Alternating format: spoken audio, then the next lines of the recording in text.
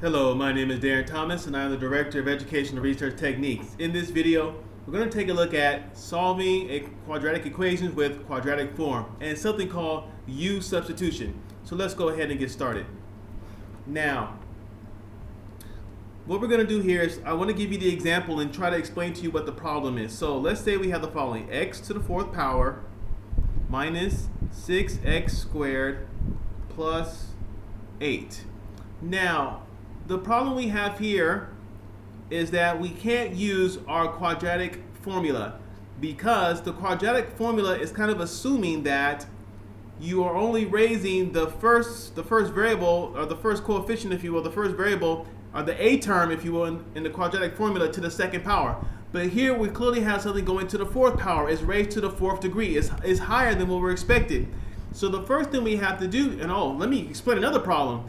The b term in the quadratic formula, I'm assuming you know what the quadratic formula is, it's raised to the first power normally, but here we have it raised to the second power. So what we have to do is we have to find a way to deal with these two these higher powers that are not really accounted for. And so what we're going to do here is that first we're going to break it down so that it's raised appropriately, and then we're going to do something called U substitution. By using U substitution, we can deal with this problem and then solve it appropriately. So this is what we're going to do. So another way to put x to the fourth power is as follows, and this is just using ideals about exponent properties. It's the same as saying x squared like this, minus 6x squared plus 8, and of course this equals 0. I'm just assuming that for right now equals 0.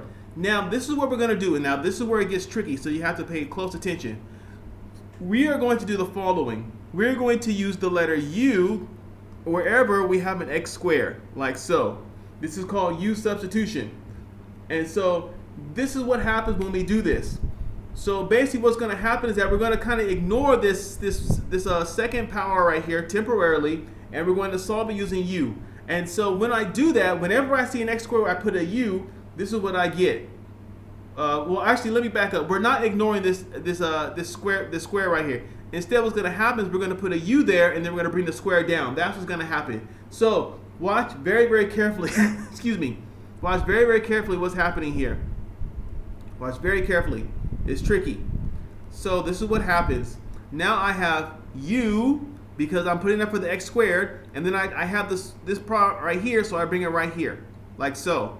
Minus 6u, because remember u equals x squared, plus 8 equals 0.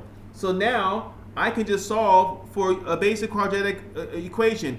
Now here's the thing. This is not a complex situation if you're familiar with this. If I use the AC method or whatever I want, it's basically going to be as follows. I need something that when I multiply it together, it comes out to be, when I add it together, it comes out to be -6, and when I multiply it, it comes out to be positive 8. And so, again, just being familiar with basics here, I know that if I multiply -4, and if I multiply -2, I will get positive 8. And if I add -4 and -2 together, I will get -6. And so, knowing this, now watch this. We know that u is going to equal 4, or u is going to equal 2. Now, we're almost done, but we're not done. Remember, we put wherever we had an x squared, we put a u, or wherever we have a u, we put an x squared. So this is what it literally means. If u equals 4, that means 4 equals x squared. Are you guys okay? Let me make sure. Let me draw this for you so that there's no confusion here. So I'm going to put it right here. Hopefully I can fit this all on one screen. So if u equals 4 and u equals x squared, that means 4 equals x squared. So I could draw it like this. X squared equals 4, or x squared equals 2. Now I need to square root these. So if I square root them, I'm going to get x. Let me change the color here. I'm going to get x. Watch carefully. This is very, very, very important. X equals positive or -2 here, or x equals positive or negative the square root of 2. Now, here's the thing. When you square root 4, you get 2. That's why I have a whole number here. When you square root 2, you get the square root of 2. That's it. And so it can be positive or negative. Now, what I'm going to do now is I'm going to graph this so that you can see if we have the correct answer. So I go right here. And so this is the graph right here. I hope you can see this. If you look really, really close, you can see right there we have the line at 2. And then right over here it comes in at 2 again. And then this is the square root of 2 right here, positive 2. And this is the square root of negative 2 right here. And so you can see that it lines up, that this is where it crosses the x-axis. And we have 4 answers just like we have here. So you have positive, negative, so there's 2 answers here, positive, negative, 2 answers here. And so this is how you do it. By using the U substitution, we were able to find the correct answer while still being able to address the problem of having the higher degrees here. Let's do one more example. This one is another tricky nightmare example.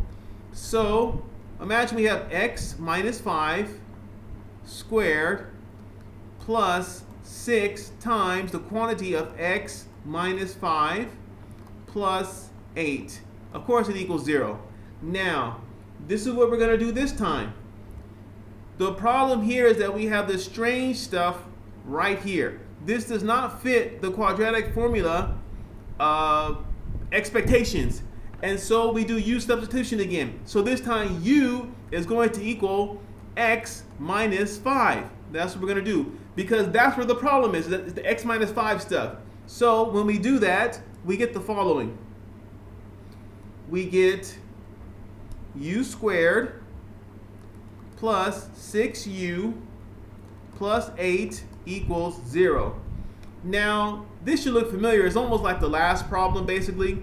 You know, something multiplied, something added together equals 6, multiplied equals 8. So essentially we get u plus 4, u plus 2, like so. And of course this will equal 0. That means that our u is going to equal these two values. It's going to equal, u is going to equal negative 4 or negative 2 in order to get 0. Now, we substitute, we take out the u and we put in the x minus 5. So this is what it literally means. What it literally means is as follows. It doesn't mean u equals negative 4. It now means x minus 5 equals negative 4 or x minus 5 equals negative 2. I'm just substituting. Wherever I had the x minus 5 or wherever I had the u, I substitute them for each other. Now, for this first value over here, x minus 5 here equals negative 4. Well, our answer is going to be positive 1. So x equals positive 1 here. And then over here, x minus 5 equals negative 2. That means x equals 3, like so. Those are my two answers. Now, if I go back, I'm going to show you the graph for this one. So I remove this graph and I put my second graph up. And so you can see right here, this is 1 because it goes from 0.8. I don't know if you can see that, to 1.2. So this is right here is 1. That's our one answer. And then over here is 3. Let me zoom in a little bit for you so you can see that hopefully a little bit better.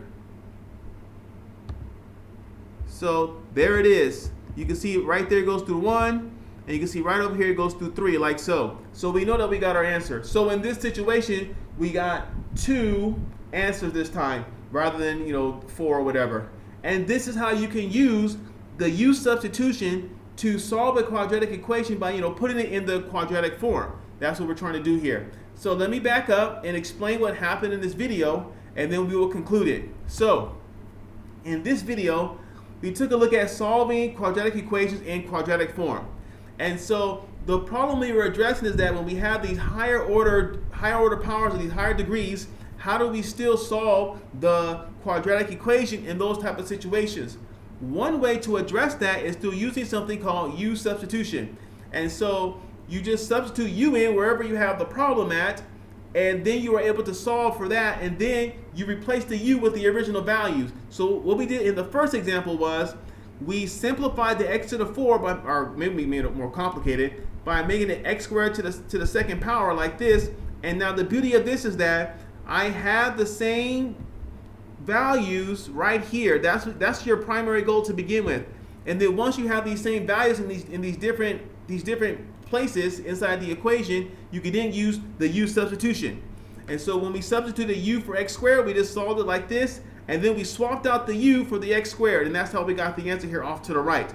And we repeated this, we repeated this process for the second example. Except with the second example, the problem was not that we had higher degrees. The problem in the second one is that we have this binomial, if you will, inside parentheses that doesn't quite fit the format of the quadratic equation. And the beauty of it, in case you notice, that yes, we have the same binomial each time. Because they're the same, we can do u substitution again, and then we can solve it accordingly. We solve for u, and then we swap out the u for the x minus 5, and we have the answer at the bottom. And what we did both times to make sure we got the right answer was we confirmed it by graphing, and you saw the graphs yourself during the video. So I hope this was useful for you and that you were able to understand what we were talking about as we were dealing with quadratic form and u substitution. My name is Darren Thomas. I am the Director of Education and Research Techniques. Take care.